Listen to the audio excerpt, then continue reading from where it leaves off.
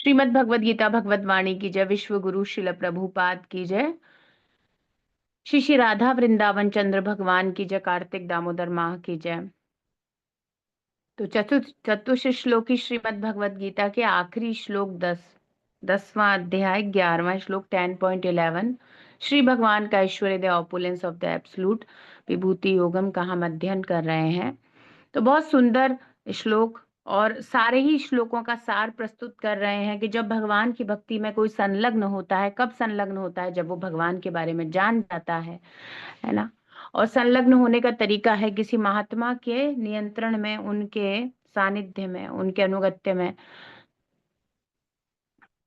तो जब वो भक्ति से कनेक्ट होता है, भक्ति का पालन करता है, तो क्या होता है, उसके हृदय का सारा अज्ञान समाप्त हो जाता है। वो अज्ञान कितना भी पुराना हो, सारा अज्ञान, कितने भी संशय हो, कितनी भी स्थिति खराब हो, सब रिमूव कर देते हैं।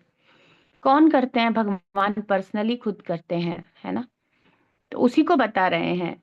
तेषामेवानुकम्पार्थम् अहम् अज्ञानजं तमः नाशयाम्यात्मभावस्थो ज्ञानदीपेन भास्वता।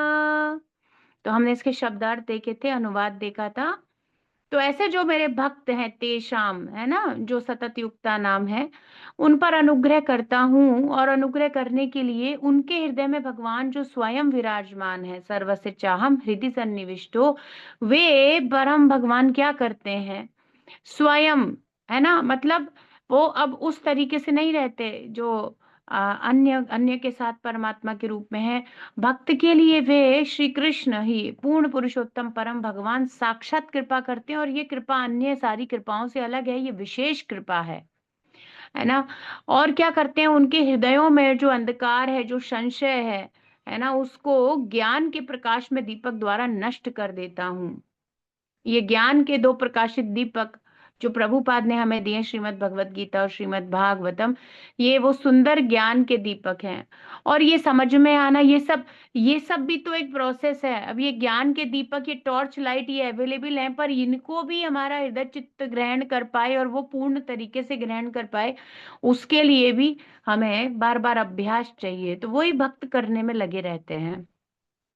श्रवणम कीर्तनम विष्णु स्मरणम पाद सेवनम अर्चनम वंदनम दास्यम साख्यम आत्मनिवेदनम, इस प्रकार से सेवाएं करने में लगे रहते हैं, है ना। तब भगवान की ये विशेष कृपा प्राप्त होती है, वेरी स्पेशल, है ना। और भगवान ये स्वयं करते हैं, तो किसी दूसरे तीसरे व्यक्ति पर भी कृष्णा को कोई भरोसा नहीं है। डायरेक्ट डील करते हैं, सब कुछ डायरेक्ट होता है ना। इनडायरेक्ट कहाँ है?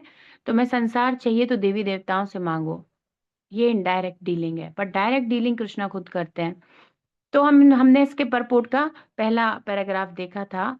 तो प्रभुपाद बता रहे हैं, आधुनिक दार्शनिकों के मत में विवेक बुद्धि के बिना शुद्ध ज्ञान नहीं हो सकता। अब यहाँ बात चल रही है, ऐसे लोग जो ये तो समझ रहे हैं कहीं ना कहीं कि श्री कृष्ण ही मेरे जीवन का लक्ष्य है, पर वो भगवान से जुड़ी हुई सारी बातों को समझने में और भगवान की अनंत महिमा, है ना, अनंत वीर्यस्य रथांग पाणे, ऐसी परम महिमा को समाहित या अपने चित्त में ग्रहण करने या उसको समझने की योग्यता नहीं। भगवान कह रहे हैं जन्म कर्म च मे दिव्यम। अब इतनी क्लिष्ट और ये वेदों के सार, उनके लिए सब कठिन हो रहा है।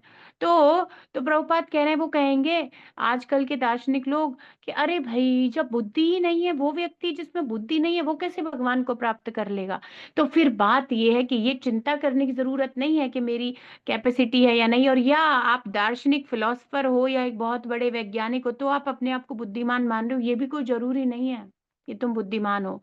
क्योंकि हमने देखा था अभी बुद्धि का अर्थ इसी अध्याय में, जहां वो सारी भगवान ने बताया सारे भाव में, सारे गुण में उत्पन्न करता हूं, तो वहां बुद्धि शब्द था। तो बुद्धि क्या थी? डिस्क्रिमिनेशन पावर थी, डिटर्मिनेशन करना, किसी चीज का संकल्प करना और सही और गलत का निर्णय लेने वाली पावर। तो अगर कोई दार्शनिक या सिद्धांत इस प्रकार से बोलने वाला व्यक्ति ये सोचे कि नहीं, इसमें बुद्धि कम है, तो फिर ये भी तो बात नहीं है ना कि तुम में रियल बुद्धि है। वास्तविक बुद्धि भगवान कह रहे हैं मैं खुद प्रदान करता हूँ। विशेष अनुग्रह करने के लिए विशेष कृपा देते हैं, वो विशेष कृपा है, उनको वो बुद्धि योगम देते हैं, ऐसी बुद्धि जो कृष्णा से ही जुड़ना चाहेगी, ऐसी बुद्धि स्वयं श्री कृष्ण देते हैं। तो इन लोगों के ये जो क्लेम है जैसे मायावादी या दूसरे दार्शनिक कहें कि अरे इसकी तो इसने तो इसको तो काला अक्षर भैंस बराबर, इसको कुछ नहीं आता, ऐसा व्यक्ति कैसे शुद्ध ज्ञान को प्राप्त कर लेगा? तो वो चिंता आपको नहीं करनी। तो प्रभुपाद कह रहे हैं उनके लिए भगवान इसी श्लोक में उत्तर देते हुए कह रहे हैं, जो भक्ति योग में लगा हुआ है। तो मतलब अगर हरे कृष्णा चैंट करने की स्थिति है, बस हरे कृष्णा चैंट कर रहा है, और श्रवण तो कर ही सकते हैं, पढ़ नहीं सकते, समझ नहीं सकते, पर फिर भी इसी में, अब आपको देखो इसमें एक वो ब्राह्मण याद आया क्या? चैतन्य चरितामृत में चैतन्य महाप्रभु गए थे, तो एक ब्राह्मण था, है ना, वो गीता पढ़ रहा था बैठ करके, है ना, और उल्टी गीता पकड़ रखी थी, क्योंकि वो कुछ पढ़ना नहीं जानता था। उसे ये भी नहीं पता था गीता सीधी किधर से है, मतलब उसे बिल्कुल नहीं आती संस्कृत और हिंदी कुछ भी। तो वो पढ़ रहा था और उल्टी गीता पकड़ी हुई थी, और मंदिर के बाहर बैठ के रो रहा था बुरे तरीके से। तो चैतन्य महाप्रभु ने उसको देखा, चैतन्य महाप्रभु ने उससे पूछा क्या बात है, तुम इतना क्यों रो रहे हो? तो उसने दिखाया, बोले ये भगवत गीता। तो बोले कि तो गीता पढ़ के रो रहे हो तुम? बोले कि नहीं, ये गीता मैं पढ़ नहीं सकता हूँ। तो बोले फिर क्यों रो रहे हो, फिर तुम्हें समझ में क्या आ रहा है? बोले कि मेरे गुरु की आज्ञा थी कि रोज गीता पढ़नी है, पर मैं अनपढ़ हूँ, मुझे पढ़नी नहीं आती, तो इस बात के लिए रो रहे हो तुम? बोले नहीं, इस बात के लिए नहीं, मैं तो ये गीता में ये जो बताया गया है कि परम भगवान श्री कृष्ण, और चित्र ही देख रहा था वो, कि भगवान है ना सारथी बन गए भक्त के, ये सोच करके मेरे हृदय में लग रहा है भगवान कितने दयालु हैं, और उनकी दया देख करके मैं रो रहा हूं। अब उसे तो बिल्कुल नहीं पता, इंद्रियों को नियंत्रित करो, ये है वो है ना, ध्यायतो विषयान पुंसा भी है, और ये आत्मा की ये स्थिति है परमात्मा की, ही डजंट नो, तो वो बारीकियों को भी नहीं जानता था। और चैतन्य महाप्रभु उसके इस समर्पण से अपने गुरु के प्रति कि वो पढ़ने की कोशिश कर रहा है, अब उसे ये तक भी नहीं पता था सीधी कहाँ से पकड़नी है। But because his spiritual master said that you have to read Bhagavad Gita daily, अब बताओ हम लोग किस खेत की मूली हैं?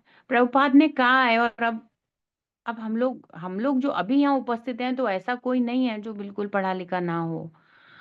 अब ये सब होते हुए भी यदि हम नहीं पढ़े तो क्या लॉजिक है हमारे जीवन का?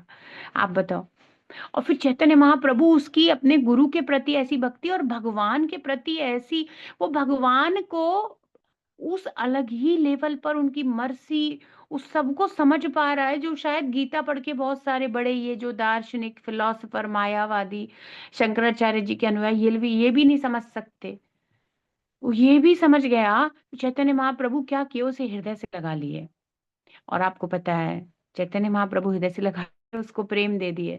जैसे ही भगवान स्पर्श करते थे, जिसको भी देख लेते थे, वो प्रेम में निमग्न हो जाता था, वो प्रेम के सागर में डूब जाता था, वो रहता ही नहीं था सामान्य। भगवान उसे हृदय से लगा लिया। अब आप बताओ, वो हरे कृष्णा करके नाच रहा है जोर से, पागल हो गया प्रेम में। ऐसा, तो ऐसा, तो भगवान ने दो चीजें देखी, उसका उसके गुरु के प्रति समर्पण, और वो इतनी शुद्ध अवस्था में पहुंच गया था कि वो ये देख पा रहा है कि कृष्ण कितने दयालु हैं, है ना, ऐसी बात। तो उसने तो शास्त्र का एक अक्षर उसके लिए तो कुछ भी नहीं पढ़ा उसने तो इस श्लोक में ही कह रहे हैं जो शुद्ध भक्ति योग में लगे हैं, तो बेसिकली देखें हम, और क्या क्या कह रहे हैं, गुरु की आज्ञा का पालन। मेरी कितनी कैपेसिटी है, मुझे बैठता है नहीं बैठता, पर प्रभुपाद ने कहा है वो मुझे करना है ना, अपने गुरु के प्रति पूर्ण समर्पण, और उसी से चित्त शुद्ध होगा। और शुद्ध भक्ति योग में जो लगा हुआ है, अब हमारे लिए शुद्ध भक्ति योग क्या है बताओ? हमारे लिए, हम साधना भक्ति में लगे हुए लोगों के लिए शुद्ध भक्ति योग है गुरु की आज्ञा का पालन। तो हम रोज यही गाते हैं गुरु पूजा में, गुरु मुखा पद्मा वाक्या, this is the ultimate thing we can do. अरे हमें कुछ भी नहीं आता, बट वी ओनली नो शिला प्रभुपाद। शिला प्रभुपाद हमारे लिए धर्म है, शिला प्रभुपाद की वाणी हमारे लिए शास्त्र है, शिला प्रभुपाद ही हमारे जीवन के आधार है। ये दृढ़ विश्वास से जो शिष्य भक्ति करेगा, जो डिसाइपल अपने गुरु को ऐसे फॉलो करेगा प्राणों के समान, कितनी देर लगती है? तो चैतन्य महाप्रभु उनको मर्सी कर सकते हैं, तो हमको नहीं करेंगे क्या? तो शुद्ध भक्ति योग में लगा हुआ है, कैसे? गुरु ने जो कहा है वो करना है। आपने कितने ऐसे उदाहरण देखे होंगे, है ना। एक अयोध्या में भी उदाहरण है, एक बार प्रभु जी क्लास में बता रहे थे, एस ग्रेस जनार्दन प्रभु जी, उनके एक पर्वत है वो बड़ा पूजनीय, मुझे काफी समय पहले के लेक्चर में सुना था, याद नहीं है। तो वो गुरु और शिष्य दो थे, और उनके गुरु ने कहा था प्रतिदिन तुम्हें जो जो कार्य बताए थे वो सब कर रहे थे, और उस पर्वत की परिक्रमा करनी थी। है ना, वो प्रतिदिन उसकी परिक्रमा करते थे और सारे जो गुरु ने कार्य बताए थे, भोजन बनाना, जो भी था, सब कर रहे थे। और एक दिन उनके मन में ऐसे ही विचार आ जाता है कि मुझे भगवान से प्रेम ही नहीं हो रहा। और कोई लोग हैं वो प्रेम में गाते हैं, नाचते हैं, मैं बस अपनी ये जो रूटीन डेली जो गुरु महाराज ने सेवा बताई है ना, मुझे कोई प्रेम, आंखों में से आंसू, मुझे कुछ आते नहीं। और आप और हम जब भक्ति करते हैं तो लोग यही कहते हैं, अरे तुम पता नहीं कैसे भक्त हो। और इवन वो हमको मिसजज भी कर लेंगे, you people are rude because we are trying to follow cleanliness, we are trying to follow proper guideline about deity worship and everything. तो sometimes they think that these people are very psycho, that इनको cleanliness इतनी क्यों चाहिए, इनको सब इतना साफ क्यों चाहिए, इनको ये क्यों चाहिए, वो क्यों चाहिए। अरे इसीलिए है क्योंकि प्रभुपाद ने कहा है, पंक्चुअलिटी मतलब timings and cleanliness, two things are very necessary for serving the deity. तो कभी कभी इसी बात में लोग मिसजज करेंगे आपको, हमें तुम्हारे जैसा नहीं देखा, ऐसा भी होता है क्या, ये भी होता है, some people will say like that, but even after that we are following because we are sadhaka, विधि भक्ति करनी है, साधना भक्ति करनी है। साधना भक्ति मतलब गुरु का समर्पण, कुछ नहीं है इसके अलावा। तो वो रोने लग जाते हैं और बहुत रोते हैं और बड़े दुख में चले जाते हैं और फिर अपने गुरु के पास जाकर कहते हैं, ऐसे सारी बातें बताते हैं, मैं तो कुछ नहीं कर पाता हूँ, मेरा कुछ परिवर्तन नहीं हो रहा, मेरे से कुछ नहीं होता, मैं कुछ नहीं जानता, मुझे कुछ भाव, कुछ प्रेम, कुछ आंसू भी नहीं आता, पर आपने जो कहा है वो मैं करता हूँ। तो गुरु महाराज हंसने लग जाते हैं, बोले अच्छा ठीक है, तो ऐसा करो बेटा, तुम्हें अब कोई परिवर्तन नहीं हो रहा तो फिर अब तुम छोड़ दो ये भक्ति वगैरह, और ठीक है जाओ, अब तुम जो करना चाहते हो करो। और जैसे ही वो ये कहते हैं और तो वो नीचे गिर के पैरों में रोने लग जाता है, आप मुझे छोड़ो मत गुरु महाराज, आपके बिना मेरा कोई जीवन नहीं, रोता है बुरे बुरे तरीके से। तो फिर वो उसके सिर पे हाथ रखते हैं कि यही तो प्रेम है, यही तो तुम्हारा भाव है, ये तुम्हारा मेरे प्रति समर्पण, ये भगवान के प्रति ही समर्पण है ना। ये स्टोरी प्रभु जी ने सुनाई थी। मतलब स्टोरी इन द सेंस ऐसा नहीं स्टोरी कोई मनगढ़ंत है, this is the real thing which happened with the saint of Ayodhya, है ना। देन वो रोने लग जाता, नहीं मैं आपको नहीं छोड़ सकता। तो यही तो बात थी, तो यही तो वो दिखता नहीं है लोग, अब जो लोग कर रहे हैं ना, सहजिया लेट गए जमीन पे रो रहे हैं, ओ हमें कृष्ण की याद आ रही है ये सब नहीं है। करते क्या हो इस ढोंग के अलावा तुम कृष्ण के लिए, क्या करते हो। कृष्ण भावना अमृत में हर प्रभुपाद का दास, है ना, हर प्रभुपाद अनु का भक्त क्या करता है, जो प्रभुपाद ने बताया है वो सेवा करता है, वो ढोंग नहीं कर, चाहे उसकी आंखों से आंसू नहीं आ रहे तो आपको इतने बड़े बड़े भक्त वैष्णव मिलेंगे, पर जरूरी नहीं है रो ही रहे होंगे वो भगवान की आरती में, नहीं जरूरी नहीं है। ये सब के लिए प्रभुपाद ने कहा ही नहीं ऐसा।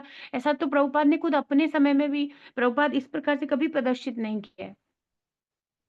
वरना तो फिर वो लोग तो इसको ओहो जरा सा कुछ कर दो उसी को ही मिस इंटरप्रिटेट करके इतना कलेश खड़ा कर दिया है। तो वो बिना बात की बातों का इतना बवाल होता है कलयुग में। अब अगर कुछ ऐसा बता दिया होता तो यहाँ तो सब सहजिया हो गए होते, यहाँ कुछ चल ही नहीं रहे होता, क्यों कुछ डिसिप्लिन नहीं होता, बस भाव भाव चल रहा होता जैसा संसार में चलता है। तो दिस इज नॉट गुड। तो एक्चुअली यही तो है फॉलोइंग द ऑर्डर्स। अरे आप किसी से प्रेम करते हो का अर्थ क्या है? आप उसकी बात मानते हो, उसकी सेवा करते हो, यही तो प्रेम है। तो जो शुद्ध भक्ति योग में लगे हैं वे भक्त यदि पर्याप्त शिक्षा और वैदिक ज्ञान से विहीन भी हो, तो ऐसे भक्त जो और कुछ नहीं जानते, अब हमें भी और कुछ स्क्रिप्चर समझ में नहीं आता, अब बहुत बार लोग कुछ और भी पूछ लें, वेदों में ऐसा लिखो, भैया नहीं पढ़े वेद, हाथ जोड़ के आपसे विनम्र प्रार्थना है, हम भागवत के अलावा और वो भी जो प्रभुपाद ने बताया उसके अलावा सच में हम कुछ नहीं जानते, हमारे कोई ज्ञान कोई स्थिति नहीं, वो तो हम प्रभुपाद ने जो बताया रोज पढ़ते हैं उसी को रिपीट करते हैं, कुछ नहीं है। Please we don't have any knowledge, हम नहीं जानते कृष्णा के बारे में, हम जान भी नहीं सकते। हम बस जो प्रभुपाद ने कहा है नित्यम भागवत से we are doing only that, just just simply we are doing that, हम और कुछ नहीं करते। हमें कुछ नहीं आता, हमें कुछ नहीं पता, ये रियलिटी है, हम शास्त्रार्थ नहीं कर सकते आपसे। आप वेदों की उपनिषदों की बात करोगे, हाँ, पर अगर ऐसी ही बात है कि क्या सही है और क्या गलत है, तो चैतन्य महाप्रभु ने जरूर कहा है, श्रीमद् भागवतम पुराणम अमलम, ये पुराण अमलम है, इससे हम बात कर लेंगे और इससे हम आपको प्रूफ भी दे देंगे और सिद्धांत और जो प्रभुपाद ने सिखाया वो हम कर देंगे। तो जो प्रभुपाद ने कहा है वो सब हम कर देंगे, जो प्रभुपाद ने कहा है, क्योंकि हम वो ही जानते हैं केवल, और वो ही पर्याप्त है, उसी से संसार बदल दिया। और तुम्हारे शास्त्रार्थ, तुम्हारे ऋग्वेद, तुम्हारे यजुर अथर्व वेद कुछ नहीं करे, एक भगवत गीता लेके प्रभुपाद ने, जिस भगवत गीता से संसार बदला जा सकता है, तो फिर क्या दिक्कत है। ये सब जो अब ये कहते हैं पूरे हमें श्लोका रटे हुए हैं वेदों के शास्त्रों के, ये है वो है, आपने किया क्या। वो 700 श्लोकों की भगवत गीता लेकर शिला प्रभुपाद, और 2 स्कंद, तीसरा स्कंद तैयार हो गया था, 3 canto, 3 canto of Srimad Bhagavatam and Bhagavad Gita, Prabhupada बस ये लेकर के सारा संसार बदल दिए, इतना ही काफी है। इसी से हो रहा है ना। तो हमें तो ये देखना है कि बहस की बात ही नहीं है, शिव पुराण में क्या लिखा है, देवी पुराण पढ़ी है, नहीं पढ़ी तो पढ़ने की जरूरत भी नहीं है। हमने श्रीमद् भागवतम को चुना है, हमारे गुरु महाराज ने वो सर्वश्रेष्ठ, यद यद वैष्णवानाम प्रिय वो दिया है हमें, बस हमारे लिए वही काफी है। इन द सेंस वो सब कुछ है, काफी है, तो विनम्रता के ऊपर से कहना हुआ। तो वे भक्त यदि पर्याप्त शिक्षा और वैदिक ज्ञान से विहीन भी हो, तो इस श्लोक के अनुसार भगवान स्वयं रक्षा करते हैं। तो देखो पहली बात यही है, शुद्ध भक्ति योग में गुरु के निर्देशन में जो लगा हुआ है और अपने गुरु के चरण कमलों में समर्पित है, डायरेक्ट मीनिंग तो उसका यही है ना। तो भगवान उसकी सहायता करते हैं। तो भगवान स्वयं उसके हृदय में ज्ञान का, दिव्य ज्ञान का दीपक प्रकाशित करते हैं। श्री भगवान अर्जुन से कहते हैं कि उनके तत्व को मनोधर्म से जानने की कोई संभावना नहीं है। हम्म कोई अपने मन से लगाए वायु रथापि मनसो मुनि पुंगवा नाम, चलता ही रहो, फिर खूब चलो, वायु के वेग से चलो तो भी तुम कभी नहीं पहुंच पाओगे। कोई हवा में चले, और प्रभुपाद कहते हैं ये योगी वगैरह करोड़ों करोड़ों समय तक चलते रहे, वायु की गति से भगवान की तरफ भागे, तब भी नहीं कर पाएंगे। हम्म पंथास्तु कोटि शतवत्सर संप्रगम्यो वायुरथापि मनसो मुनि पुंगवानाम सोप्यस्त यत् प्रपद सीम्य विचिन्त्य तत्वे। तो भी भगवान अविचिंत्य, चिंतन से परे की स्थिति है, तो भी कृष्ण को नहीं प्राप्त कर सकते। तो खुद से नहीं होगा तो अब आप नहीं समझ रहे बार बार क्या इंडिकेशन है, इन शब्दों का इंडिकेशन है भगवान के एक शुद्ध प्रमाणिक प्रतिनिधि के अनुगत्य में भक्ति करके उनके चरण कमलों का आश्रय लेकर ही भगवान की प्राप्ति हो सकती है। तो तो कह रहे हैं मनोधर्म से, अपने मन से हमारे तो तुम्हारे चलता नहीं है, चाय नहीं पीते भगवान, समझो, समझना पड़ेगा। ऐसा नहीं तुमने वो झूठे मुंह से और कुछ बना दिया और चख लिया बना करके पहले, नो ये नहीं चलेगा तुम्हारा, इससे नहीं मिलते, है ना। क्योंकि परम सत्य इतने महान है कि उसे मानसिक प्रयास से जान पाना, है ना, समझ पाना संभव नहीं, कोई पहुंच पाना संभव नहीं है। रोज वो सूर्य की गति से चले तो भी नहीं पहुंच सकता, वायु की गति से चल रहा है, सूर्य नहीं वायु की गति से चल रहा है, कितनी तेज होती है हवा, वायु की गति, और फिर उससे भी तेज मन की गति, 1 सेकंड में अमेरिका पहुंच गए। मन तो उससे भी तेज है, मन की गति से, वायु की गति से तेज चलने वाला भी भगवान को करोड़ों वर्षों तक चले, पंतास्तु कोटि शतवत्सर संप्रगम्यो, चलते रहो,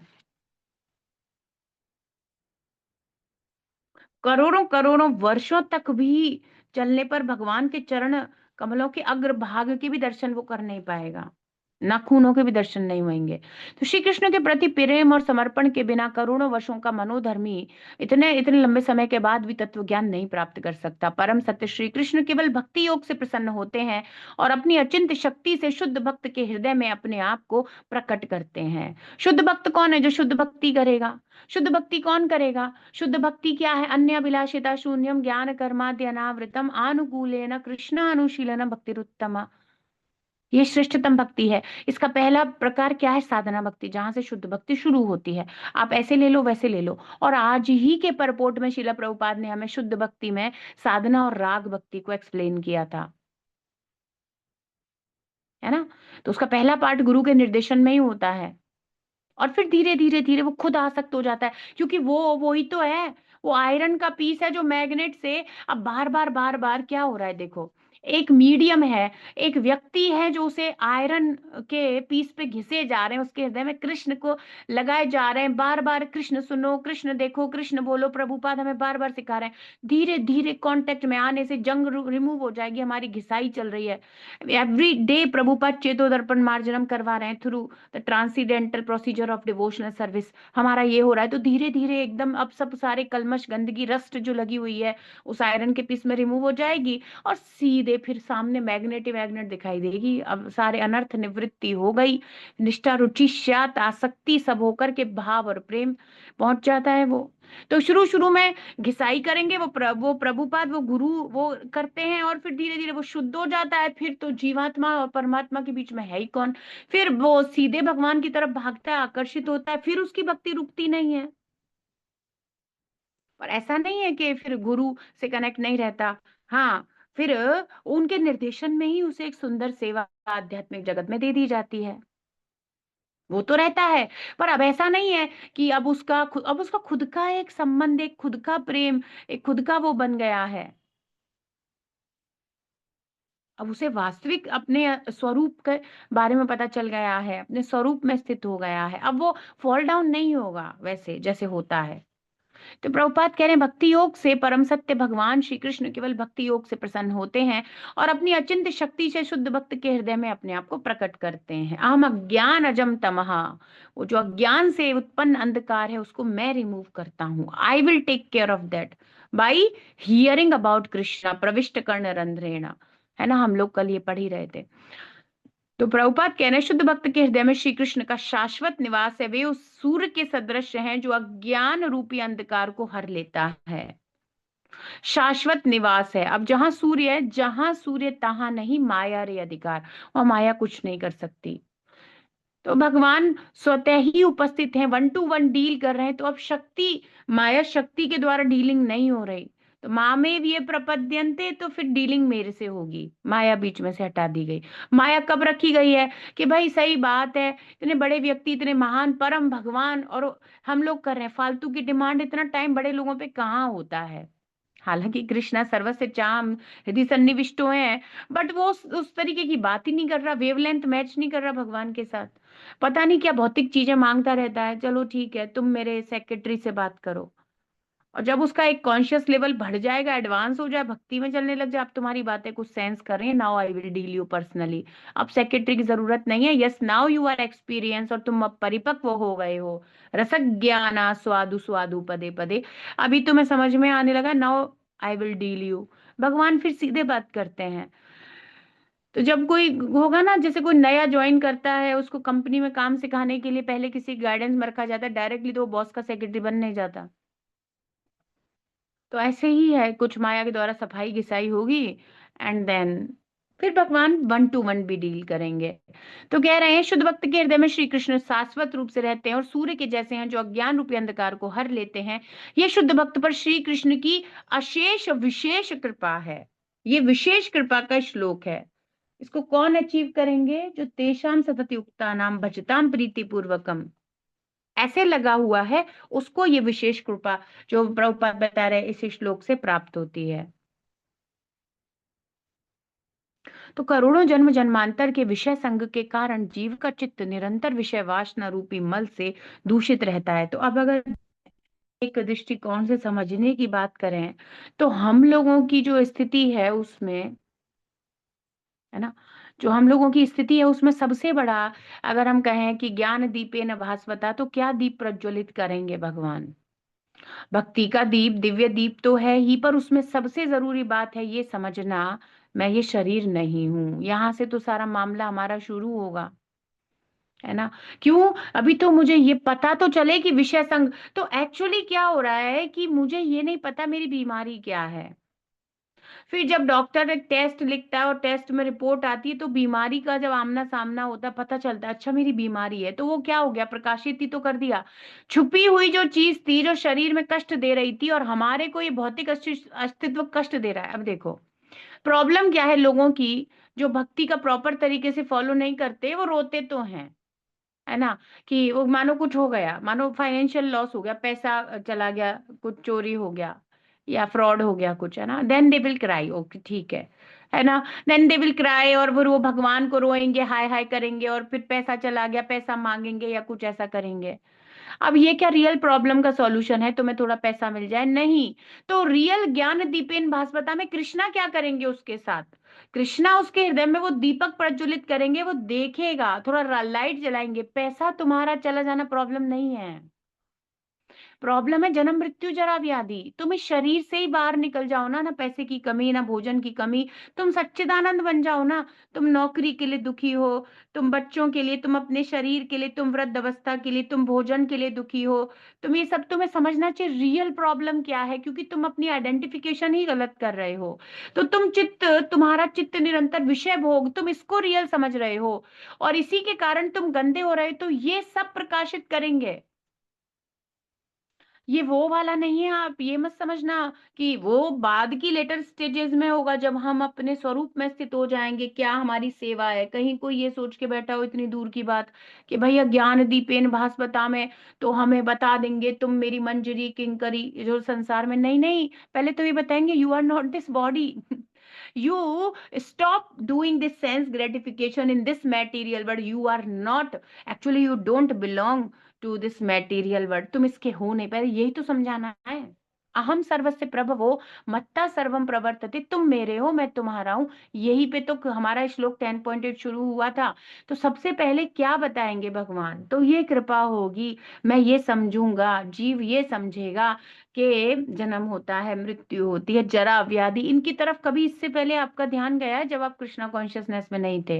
ये अभी भी हमारा कितना ध्यान जाता है। अगर हम प्रभुपाद की पुस्तकें नहीं पढ़े, कोई आपसे दिन भर में नहीं कहेगा तुम्हें मरना भी है, और धीरे धीरे तुम बूढ़े ही हो रहे हो। चाहे हमारी जो भी है, जो हर क्षण हम वृद्ध ही हो रहे हैं। अब ये शरीर काम करना कम ही करेगा। अब ये शरीर जो भी यंगेस्ट से यंग एज है, प्रभुपाद कहते हैं एक बच्चा बॉर्न हो गया, न्यू बॉर्न बेबी 1 घंटे का हो गया, मतलब 1 घंटा उसका जीवन कम हो गया, 1 घंटा वो मर चुका है। ये कोई बताता है क्या? तो ये ज्ञान दीपेन भास्वता है। ये जो सहजिया लोगों का कोई लॉजिक नहीं। सबसे पहले तो कृष्णा मेन प्रॉब्लम बताएंगे। जो सुहृद है, जो सुहृद सर्वभूता नाम है, वो आपको आने वाले डेंजर के बारे में बताएंगे। एक्चुअली तुम्हें बीमारियां फेस करनी है, तुम्हें बुढ़ापा फेस करना है, तुम्हें मृत्यु को फेस करना, और नहीं समझे ना तो दोबारा जन्म भी फेस ही किया जाएगा। सो बर्थडे सेलिब्रेशन का कोई लॉजिक नहीं है। और मनुष्य ने ना इतनी मूर्खताएं करी हैं, बेवकूफ चीजों को सेलिब्रेट करता है। वैष्णवों का अलग है। अगर हम लोग कोई बर्थडे की बात है तो वो कृष्णा कॉन्शियस के भगवान ने ये अवसर दिया कि इस जीवन में भक्ति करें, तो हम भक्तों को क्या विश करते हैं कि आप भक्ति करें और भगवान के धाम या अपने वास्तविक स्थिति को प्राप्त करें। ये तो नहीं कहते खूब मजे करो खाओ पियो, नहीं, कुछ अलग है। कृष्णा कॉन्शियसनेस अलग है। सो अगर वो दिन, हाँ, तो ये मनुष्य जीवन ये वाला इसलिए श्रेष्ठ रहा कि कृष्ण की भक्ति अनक बहुनाम जन्म नामन्ते में इस जन्म में मुझे प्रभुपाद मिले। हाँ, इसके लिए विश करना चाहिए। फाइनली हमें समझ में आया भक्ति योग के बारे में। Finally we are now in Krishna consciousness, इसीलिए हम लोग लिखते हैं कृष्णा कॉन्शियस बर्थडे। उसका कुछ और लॉजिक नहीं है। तो वो डिवोटीज के बीच में ऐसा नहीं होगा अरे हाँ बड़े मजे करो, कैसा रहा तुम्हारा दिन, क्या क्या सेलिब्रेट किया। मूर्खता है ये तो ये जो कम बुद्धि वाले लोग हैं, उन्होंने क्या किया, जिन चीजों से डरना चाहिए था या जिन चीजों को डरना भी क्यों था, ताकि रियलिटी समझे, उन चीजों को उन्होंने, बेवकूफ लोगों ने सेलिब्रेशन या टाइम वेस्ट में कन्वर्ट कर दिया। तो बर्थडे का क्या बना दिया, एक बेकार चीज जिसमें एक शरीर धारण करना पड़ेगा, पूरे जीवन भर मरना पड़ेगा, सहन करना पड़ेगा। टॉर्चर ही तो हो रहा है हमारा, और हो क्या रहा है भाई? किसको लग रहा है कि बड़े मजे हैं?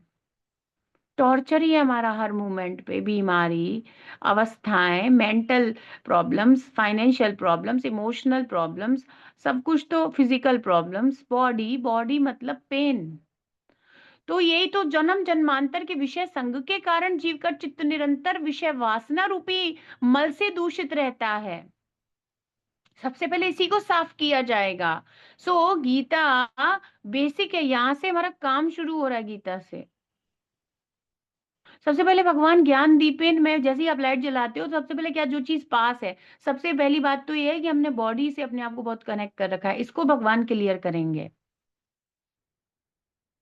ये समझ में आने लग जाएगा कि मैं ये शरीर नहीं हूं, मैं कृष्ण का हूं, है ना। तो यहाँ के भोगों में ज्यादा कुछ है नहीं, इंद्र तृप्ति नहीं करनी है, हर चीज को सेवा बनाना है। तो प्रसाद लेना है, खाने के लिए मना नहीं, पर वो कृष्ण को ऑफर होना चाहिए। परंतु भक्ति योग में तत्पर होकर हरे कृष्ण महामंत्र का निरंतर कीर्तन करने से वह मल तत्काल धुल जाएगा और शुद्ध ज्ञान उद्दीप्त हो जाएगा। वो समझ जाएगा, I don't belong this from this material world.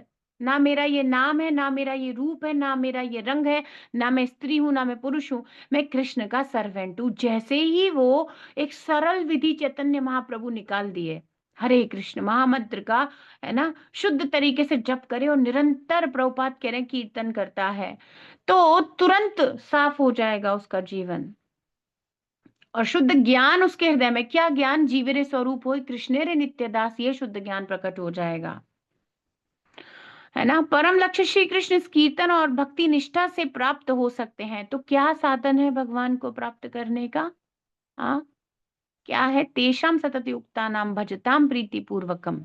और इसके पहले मच्चित्ता मदगत प्राणा बोधयंत परस्परम कथयंतश्च माम नित्यम, मेरे बारे में ही सुनता है, मेरे बारे में ही बोलता है। हम्म। तो वो क्या करता है? कीर्तन करता है और क्या करता है? भजनते प्रीति पूर्वकम, ये करता है। तो मनोधर्म अथवा तर्क चलाने से, ऐसा वैसा नाटक करने से नहीं होगा। पहली बात तो ये नाटक वही लोग करते हैं जो जीवन के लक्ष्य के प्रति सीरियस नहीं है। अरे जब मेरे प्राण निकल रहे हैं तो फिर मैं और कोई चीज, नाटक या फॉर्मेलिटी करने का टाइम कहाँ है भाई? वो दो जल्दी जिससे मैं बच जाऊं। तो विषय संग के कारण जीव के चित्त निरंतर विषय विषय वासना रूपी गंदगी से भरा हुआ है। जैसे ही ये साफ होने लगती, सबसे पहले दिखेगा ओ माय गॉड मेरी कितनी खराब स्थिति है, सबसे पहले तो वो ट्रीटमेंट दो जिससे मैं बच जाऊं। और वो क्या है? कीर्तन और भक्ति निष्ठा से सेवा, है ना, ये करना है। तो प्रभुपाद कह रहे हैं मनोधर्म अथवा तर्क से प्रॉब्लम सॉल्व नहीं होगी केवल टाइम पास करने से। तो श्रीमद् भागवतम में बहुत सुंदर बात बताई गई है। लब्ध्वा सुदुर्लभम इदं बहु संभवान्ते मनुष्यमर्थदम नित्यमपि धीरः। पहले भी हमने इस श्लोक को डिस्कस किया था, बहुत ब्यूटीफुल श्लोक है श्रीमद् भागवतम से। तूर्णम यतेतना पतेदनु मृत्यु यावन् निःश्रेयसाय विषया खलु सर्वतः स्यात्। तो यहाँ पे क्या कह रहे हैं? यहाँ पे कह रहे हैं कि ये जो मनुष्य जीवन है, लब्ध्वा सुदुर्लभम, वेरी रेयर, ये मिलता नहीं है कभी भी। इदम बहु संभवान्ते, अरे बहुत बहुत जन्म बीतने के अंते, कभी जाके अंते, अंते नारायण स्मृति, कभी बहुनाम जन्म नाम अंते अंते, कभी कभी कहीं जाकर एक ह्यूमन फॉर्म ऑफ लाइफ मिलता है। मनुष्य शरीर अर्थदम, वेरी इंपॉर्टेंट, वेरी मीनिंगफुल, जबकि अनित्यम रहेगा तो ये भी नहीं। देखो देखो कुछ मूर्ख लोगों ने क्या किया, जन्म को सेलिब्रेट करना शुरू किया, है ना, और हर चीज को, मृत्यु को सेलिब्रेट करना शुरू किया। हर चीज को कुछ अलग ही तरीके से ट्विस्ट कर दिया गया कि वो चीज डरावनी ना रहे। और डरना चाहिए था इन चीजों से, ताकि वो डर करके सॉल्यूशन, जब तक मुझे बीमारी नहीं पता, अब देखो जन्म मृत्यु जरा व्याधि को छुपा दिया गया। आप देखो क्या प्रचार, अगर हम कुछ गंभीरता से सोचें तो आजकल बुढ़ापा ना हो, आप देखेंगे बड़े बड़े लोगों में, तो वो क्या करते हैं? सर्जरी कराते हैं, फेशियल, है ना, या ऐसी कोई यंग बने रहे हैं, ये खाओ वो खाओ, आयुर्वेदिक मेडिसिन से लेकर हर प्रकार की, मैं जवान कैसे दिख सकती हूँ या दिख सकता हूँ, सफेद बाल हो गए तो छुपा लो। अगर आप बहुत गहराई से देखोगे ना, माया ने ऐसी कवरिंग डाली है आपकी एज, क्या है, आप एड देखो, क्या चेहरे से तो उम्र का पता ही नहीं चलता। ये सब क्या है? दिस इज सब कुछ कॉन्स्पिरेसी ऑफ माया है, सब माया। अगर हम और डीप में जाएं तो हम आश्चर्यचकित रह जाएंगे, हमारे जीवन में क्या गधा बनाया गया, कितना मूर्ख बनाया गया, क्या किया ये, है क्रीम लगा लो, ठीक है, एंटी एजिंग चला दिया, और क्या कलर कर लो, क्या है ये सब कुछ, जन्म मृत्यु जरा व्याधि को छुपा दो, बिल्कुल छुपा छुपा के रखो, सामने ही मत आने देना तुम्हारे साथ कुछ हो रहा है। और ऐसे रख के सब बढ़िया हु हल्ला, और एक दिन उसको मरना पड़ेगा, आप सोचो। और भारत की सभ्यता में, तो विदेश में ये सब बहुत ज्यादा था, और ये सब वेस्ट से हम लोगों ने कैच कर लिया। और विदेश में ये सब क्या है, वहां तो लोग, आप कभी देखेंगे कोई न्यूज़पेपर या कभी कहीं पढ़ेंगे, 80 साल के लोग शादी कर रहे हैं, है ना, 70-80 साल में भी वो रीमैरिज कर रहे हैं। बताओ क्या भोगोगे अब। मतलब अगर एक कंसेप्ट की बात करो, कितना ढका हुआ है सब कुछ रियलिटी को। और प्रभुपाद की पुस्तक खोलते हो तो ओपन हो जाता है, जन्म मृत्यु जरा व्यक्ति दिखाई देता बड़ा बड़ा। रिपोर्ट कराई भी नहीं, कोई बीमारी नहीं है। अरे तुझे क्या बीमारी होगी, तेरी उम्र ही क्या। अरे खाओ पियो, खेलने के दिन है, बीमारी तक जाने ही मत दो। कैंसर हो जाए 4 स्टेज, लास्ट स्टेज, कुछ नहीं कुछ नहीं, ऐसे करते रहो बस। ऐसे ही संसार में है। बाल सफेद होने लग गए, दांत हिलने लग गए, तो टीथ रिप्लेसमेंट करा लो, बाल काले कर लो। बुढ़ापा आने लग गया, कुछ शक्तिवर्धक दवाइयां, कुछ ऐसा ले लो, च्यवनप्राश खा लो, ऐसे ही सब चलता है नाटक टाइप का। और ज्यादा दिक्कत है तो सर्जरी करा लो, जो बहुत ही ज्यादा वैसे लोग हैं। भारत में थोड़ी कृपा है, पर हाँ कुछ मॉडर्न टाइप के फेशियल सर्जरी, ये ट्रांसप्लांट वो ट्रांसप्लांट करा लो। कैटरेक्ट हो गया, अब आंखों से लाइटें नहीं दिख रही हैं, तो कैटरेक्ट ट्रांसप्लांट करा लो। ढक दो, हर चीज को ढक दो। देखो मजे करने के लिए संसार तुम्हें दिख रहा है ना, भक्ति करने की क्या जरूरत है। ऐसा वेस्ट का कंसेप्ट, विदेशी लोग यही करते थे और विदेश से भारत बहुत आकर्षित हुआ। हमारे यहाँ तो इस शरीर को क्या बोला गया, कीड़ा टाइप का, मल मूत्र से भरा हुआ थैला, ऐसे गंदे गंदे इन शब्दों से रियलिटी रहती है। और विदेश में कैसे बताया गया इसको, बॉडी मतलब बस दिखाओ, खाओ पियो ओढ़ो पहनो, सुंदर दिखना है हर जगह। ये कंसेप्ट भारत में कितना आ गया। तो भारत में बॉडी का इतना महत्व था नहीं ना, हमारे शास्त्र, क्योंकि वो शास्त्र से कनेक्ट रहते थे। अब आप देखोगे हम लोग जो थोड़ा बहुत अध्ययन करते हैं ना, तो वो ऐसा तो फील होता होगा कि बॉडी की तरफ ज्यादा ध्यान नहीं जाता। ऐसा है नहीं है कि बहुत ज्यादा ये करो, थोड़ा कुछ लगता तो होगा। अब ऐसा नहीं है, बहुत ज्यादा ही होता होगा। मतलब कम होता जा रहा है, पता है ये छूटने वाली चीज है, ये सगी थोड़ी है। तो ऐसा छुपा दिया गया, माया ने ऐसी कॉन्स्पिरेसी चलाई है वेस्ट में, और वो सारी इंडिया में आ गई, तो यहाँ भी एंटी एजिंग चल गया। यहाँ की माताओं ने लगाए एंटी एजिंग, हमारी दादी, हमारे जो बड़े बड़े, किसी ने किया है ये सब कुछ? नहीं, नहीं होता, होता ही नहीं। भारत में कंसेप्ट ही नहीं है इन चीजों का। यंग बने रहो हमेशा, ये का क्या लॉजिक है। भारत में तो सिखाया गया बचपन से भगवत गीता भागवतम की, शरीर छोड़ो और बाहर निकलो। अब ये सारी जिम्मेदारी प्रभुपाद ले रहे हैं, हमारे हृदयों को दिव्य ज्ञान से प्रकाशित करने की, कि तुम भोग वृत्ति के लिए नहीं बने हो, तुम्हारा स्वभाव है सेवा वृत्ति, है ना। तो ये श्लोक भी यही बता रहा है कि very rare human form of life, और कहाँ तुम इस एंटी एजिंग और छुपाने और ढकने में लगे हुए हो। तुम्हें प्रॉब्लम दिखनी चाहिए। ये दुखालयम अशाश्वतम है, माया ढकना चाहती है इसको, सुखालयम बनाना चाहती है। But this is Krishna said, this is दुखालयम। What are you searching here भैया, जब तुम यहीं पे ढूंढते रहोगे बाहर कब निकलोगे। क्या आपको नहीं लगता कि जितना देर से जो भक्ति में आया, जितना देर से जिसे समझ में आ रहा है, उसने अपने चांसेस उतने कम कर लिए। मतलब और अच्छा होता ना, हमको बचपन से ही पता होता, हमारे को ज्यादा टाइम मिलता, और अच्छे तरीके से हम लोग। अब अगर बचपन से ही भगवत गीता मिल गई होती आपको और मुझको, तो कब की कंप्लीट हो गई होती, जो अब कर रहे हैं। भागवतम कंप्लीट हो गई होती, चैतन्य चरितामृत अच्छे से हो गई होती, रिवीजन हो गए होते 100 बार, तो कितना सब आसान हो गया होता। ये सब हटा दिया गया, ये सब छुपा दिया गया, और अंग्रेजों के आने के बाद तो हमारा जीवन इतना नरक और बर्बाद हुआ है ना, इसका कोई लॉजिक ही नहीं है। सब भारत की जो रियल स्थिति थी, वहां शरीर को लेके इतना थोड़ी होता था। अच्छा विवाह इत्यादि में भी इतना नहीं देखा जाता था, लड़की क्या है लड़का क्या है, कैसे परिवार के हैं, क्या, बस इतना देख करके विवाह कर दिया जाता था। अब तो बहुत कुछ चल रहा है मतलब टोटल माया का एक ऐसा प्रोपोगेंडा चल रहा है, और इसको सारे ये मॉडर्न लोग जो टीवी मोबाइल में आने वाले हैं, इसको सब इसके प्रचारक हैं। और एक प्रभुपाद चाहते हैं कि हम कृष्णा कॉन्शियसनेस को प्रीच करें, है ना। ये सारी जिम्मेदारी प्रभुपाद ने ले ली है प्रचार करने की, है ना। तो क्या कह रहे हैं कि मनुष्य शरीर था, लेकिन इसका एक ही काम था कि ये एक व्हीकल है बहुत सुंदर, जिसमें बैठकर बाहर निकलोगे, और अनित्यम है, ये टिकने वाला तो ये भी नहीं है, बेकार काम है इसका। पर इस संसार से बाहर निकलने में तुम्हारी हेल्प कर देगा, क्योंकि इंटेलिजेंस इसमें होती है। धीरहा, तो जिसकी बुद्धि परिष्कृत है, वो माया के इस प्रपंच को नहीं देखा। पांडवों के प्रति कैसी कॉन्स्पिरेसी करी दुर्योधन ने, लाक्षा ग्रह बनाया, वो बिल्कुल रियल जैसा ग्रह था, और सब कुछ लाख का बना हुआ था। जो जलती है बुरे तरीके से, वो क्या कहते हैं, कॉन्स्पिरेसी। और उनको बोला कि यहाँ रहने में दिक्कत हो रही है, और ये छोटा पड़ता है राजमहल, आप लोगों के लिए एक अलग से महल बना करके दे रहे हैं, व्यवस्था हो जाएगी, उस महल में जाकर रहिए, सारी सुविधाएं। और आलीशान महल, लाख से बनाया। ऐसे ही ये जो ढांचा है शरीर का, सबको ये कर लो, वो लाख का बना हुआ काम चल रहा है, जो बड़ा ही हानिकारक है। ऐसे प्रपंच, इसी को तो कहते हैं कॉन्स्पिरेसी करना, ऐसे कपट किया गया, ऐसे माया कर रही है। है ना। तो तूर्णम यतेत ना पते, है ना, जब तक ये गिर नहीं जाता, ओहो, गिरेगा ये एक दिन ये शरीर, जब तक ये बिल्कुल गिर नहीं जाता ना, तब तक क्या करना चाहिए।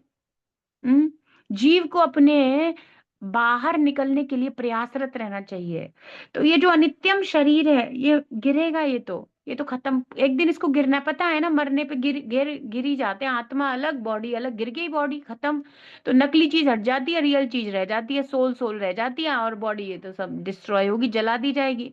तो जब तक ये चल रहा है, जब तक ये एकदम बिल्कुल गिर नहीं जा रहा है भाई, तब तक इससे परम लक्ष्य को प्राप्त करने का प्रयास करना चाहिए, क्योंकि निश्रेयसाय है ना, जो श्रेय है परम, उसको प्राप्त करने का प्रयास करना चाहिए। विषय खलु सर्वत स्यात्, और तुम्हें भोग और सुख तो और इंद्रिय तृप्ति तो हर जगह मिल ही जाएगी। मतलब कहने का अर्थ है, अगर ह्यूमन फॉर्म ऑफ लाइफ हाथ से निकल गई, तो कुत्ता भेड़िया गधा सुअर बन के भी सेंस ग्रेटिफिकेशन तो कर ही लोगे।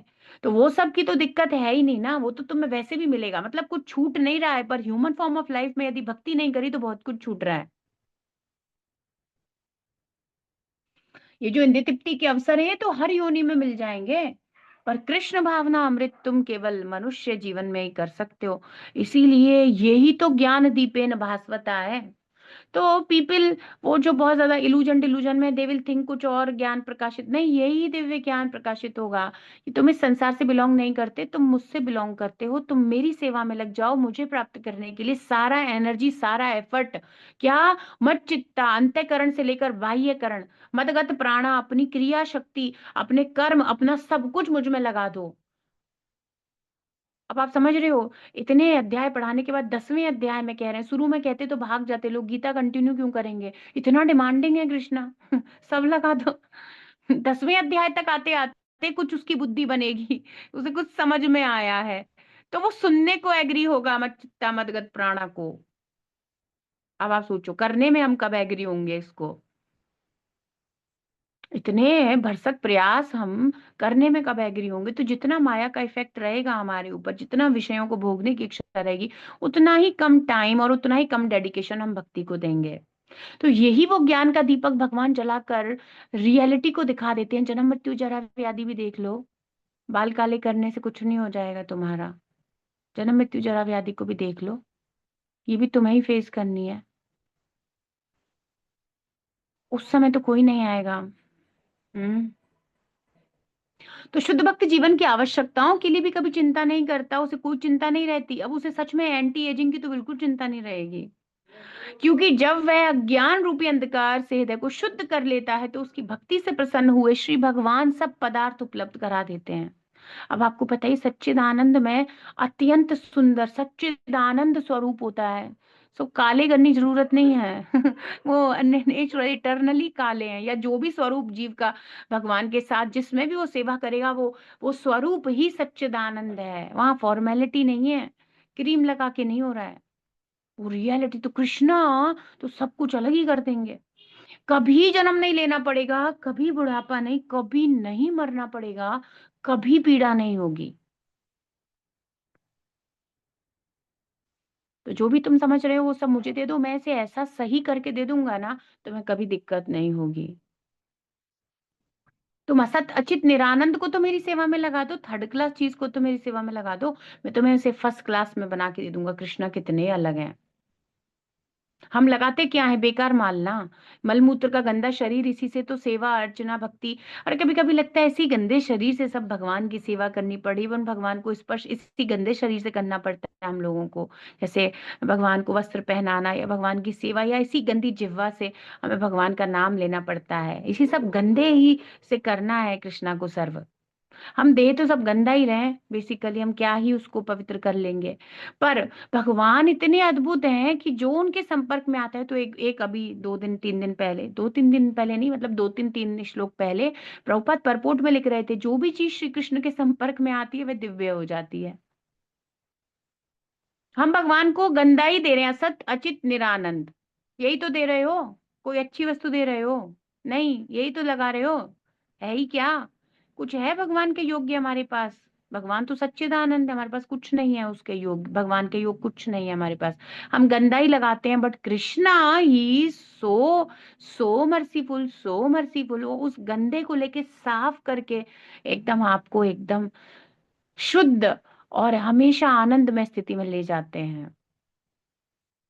हम सब ऐसा ही कर रहे हैं, पर भगवान उन प्रयासों को शुद्ध कर देते हैं। कितनी अलग सी बात है ना। हम क्या ही करेंगे, पर कृष्ण उसको परिपूर्ण बना देते हैं, ये उनकी कृपा ही है, और है क्या। तो प्रभुपाद कह रहे हैं, तो भगवान क्या करते हैं, सब कुछ उपलब्ध करा देते हैं। यही गीता के शिक्षा अमृत का सार है। गीता अध्ययन करके मनुष्य, अब देखो ये समझना होगा। तो गीता ही वो ज्ञान दीपेन भास्वता है, जिन्होंने हमारा आपका जीवन बदल रही है और बदलती रहेंगी। तो प्रभुपाद कह रहे हैं, गीता अध्ययन करके मनुष्य पूर्ण रूप से श्री भगवान के शरणागत होकर शुद्ध भक्ति योग के परायण हो सकता है। ये भगवत गीता का ग्लोरिफिकेशन है, बनाया है, इस पे मैंने कोट बना हुआ है गीता की ग्लोरीज में, है ना। तो ये यही है, गीता अध्ययन करके मनुष्य पूर्ण रूप से श्री भगवान के शरणागत होकर भक्ति के योग में संलग्न हो जाएगा। मैं हाईएस्ट कुछ भी सोच लूं, वो असत अचित निरानंद ही है मेरी कैपेसिटी। इसलिए मुझे भगवान को समर्पित होना चाहिए। अगर आत्मा इस शरीर को छोड़ दे, आत्मा तो कृष्ण की है, तो इस शरीर का कोई मूल्य नहीं है। मूल्य नहीं है मतलब उस डेड बॉडी को कोई फ्री में भी नहीं खरीदेगा। खरीदेगा क्या मतलब, फ्री में भी नहीं लेगा। डेड बॉडी को कौन लेता है? समझ रहे हो, 0 रुपए है, 10 रुपए में भी नहीं बिकेगा हमारा मरा हुआ शरीर। कौन क्या बेकार, गंदा, सड़ा हुआ, इसको कौन लेगा, मतलब कोई लेना भी नहीं चाहेगा। अगर आप देखेंगे ना, जो लोग घर में ना हो कोई ऐसे ही अनाथ बना, तो मर जाए पशु पक्षी, और देखो या मनुष्य भी ऐसे ही बेकार मर जाए यदि, तो उस शरीर को कोई जलाने वाला भी नहीं है। अनाथ या क्या कहेंगे, वो जो भिखारी या ऐसे जो लोग, उनके बॉडीज का उस बॉडी का कोई लॉजिक नहीं है। बॉडी का कोई लॉजिक नहीं, वो तो घर में रहने के कारण लोग एक उसके कारण इसका दाह संस्कार कर देते हैं। एक्चुअली बेसिकली तो इसलिए कर देते हैं क्योंकि उनको कष्ट होने लग जाएगा इससे। एंड देखो कितना अलग है, बॉडी के लिए चल रहा है सब। ये चमकाओ, वो चमकाओ, दांत चमकाओ, बाल चमकाओ, चल रहा है, जिसका 1 रुपए का भी कीमत नहीं है। ऐसे बॉडी के लिए सब चल रहा है। उसको कितना कीमती, कितना खर्च किया जा रहा है अपने शरीर के ऊपर, क्या लॉजिक है। तो गीता पढ़े बिना तो समझ में ही नहीं आता शायद कभी भी। तो प्रभुपाद कह रहे हैं, गीता पढ़कर शुद्ध भक्ति योग कर लेगा, क्योंकि वो आत्मा और शरीर के डिफरेंस को समझ जाएगा। मेन तो सबसे पहली बात तो मुझे यही समझ में नहीं आ रहा कि मैं शरीर नहीं हूँ। मुझे मतलब हम सबको, हो सकता है किसी को समझ में आ रहा हो। तो संचालन की बागडोर जैसे ही श्री कृष्ण अपने पाणी पल्लव, अपने सुंदर हस्त कमलों में ले लेते हैं, जब भक्त भगवान को समर्पित हो गया, मच्चित्ता मदगत प्राण हो गया, तो फिर भगवान उसकी बागडोर अपने हाथ में ले लेते हैं। सब प्रकार के लौकिक प्रयत्नों से वो मुक्त हो जाता है। देंगे गंदा, और कृष्ण ट्रांसफॉर्म कर देंगे उसे ट्रांसीडेंटल में। हर चीज बकवास ही है। अब हम ये जो भी कुछ ऑफर कर रहे हैं, सब मैटर की स्थिति है। क्या अच्छा बना सकते हो, बट भगवान कह रहे हैं भक्त्या प्रयच्छति।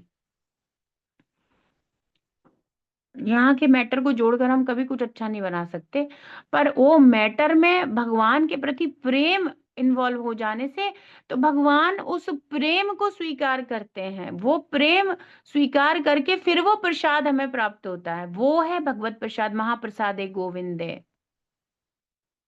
हमारा मेटीरियल जो है इसका कोई ज्यादा लॉजिक नहीं है, but because offered with love and devotion, पत्रम पुष्पम फलम तोयम। अब कुछ भी हो, सब मैटर का, ये कृष्णा के लिए तो एक ही बात है, पत्रम पुष्पम फलम तोयम, जो भी तुम दे रहे हो मैटर मैटर मैटर है वो। घी दो या कुछ भी करो, वो सब मैटर है। पर प्रभुपाद कह रहे हैं कि भक्तियाँ होने से भगवान स्वीकार कर लेते हैं। तो इस प्रकार भगवान उसे मुक्त कर देते हैं। कहाँ से? इस भौतिक अस्तित्व से, जो कि कैसा है? भयावह है ना? इसी के लिए ह्यूमन बॉडी मिली है। तो ये है, ये समझना है क्या ज्ञान का दीपक जलेगा। सबसे पहले हम अपने स्थिति, आत्म साक्षात्कार, मैं कौन हूँ, भगवान कौन है, मेरा क्या संबंध है, मुझे क्या करना चाहिए फिर उस संबंध में, ऐसे सब समझेंगे। Very beautiful purport, very beautiful चतुर्थ श्लोकी श्रीमद् भागवतम। इससे पहले इतने अच्छे से मैंने कभी नहीं पढ़ी ना समझी। आप सबका बहुत बहुत धन्यवाद, है ना, कि इस तरीके से हम पढ़ पाए। और फिर वो इससे बहुत बहुत सहायता हुई। मुझे पर्सनल बहुत सहायता मिली इन श्लोकों का अध्ययन करने से, और आप सभी के आने से मनोबल बढ़ जाता है। श्रीमद् भगवत गीता भगवत वाणी की जय। चतुर्थ श्लोक की श्रीमद् भगवत गीता की जय। विश्व गुरु श्रील प्रभुपाद की जय। श्री श्री राधा वृंदावन चंद्र भगवान की जय।